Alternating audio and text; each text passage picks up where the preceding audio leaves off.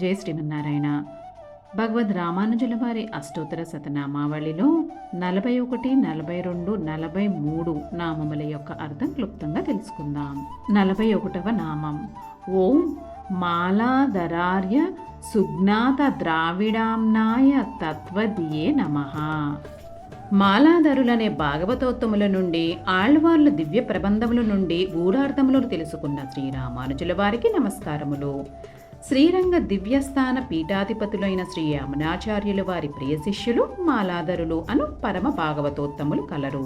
వీరికి తిరుమలై ఆండాన్ అను పేరు కలదు. భగవద్ రామానుజులు ఆ మహాత్ముని శ్రీపాదములను ఆశ్రయించి వారి దివ్యానుగ్రహముతో సామవేద రహస్యములను కలిగిన తిరువాయ్ముజిని ద్రవిడ వేద తత్వమును పూర్తిగా తెలుసుకున్నారు. అట్టి దివ్యార్థ సందేశాలను తాము ఆచరించి శిష్యులచే ఆచరింపచేశారు. అట్టి శ్రీరామానుజుల వారికి ప్రణామములు.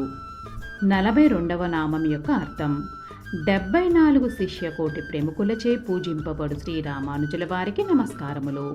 శ్రీ రామానుజాచార్య స్వామి శ్రీ వైష్ణవ భక్తి సిద్ధాంతమును లోకమునంతటా వ్యాప్తి చెందవలనని అందరూ తరించాలనే ఉద్దేశంతో 74 సింహాసనాధిపతులను నియమించారు. వారందరూ రామానుజుల శిష్యులై సదా తమ ఆచార్యుల దివ్య ఆజ్ఞలను భక్తులందరిచే పాటింపచేస్తూ శ్రీ రామానుజులనే తమ దైవంగా భావించి పూజింపసాగారు. అట్టి మహనీయులైన వారిచే నిరంతరము పూజింపబడిన శ్రీరామానుజుల వారికి ప్రణామములు.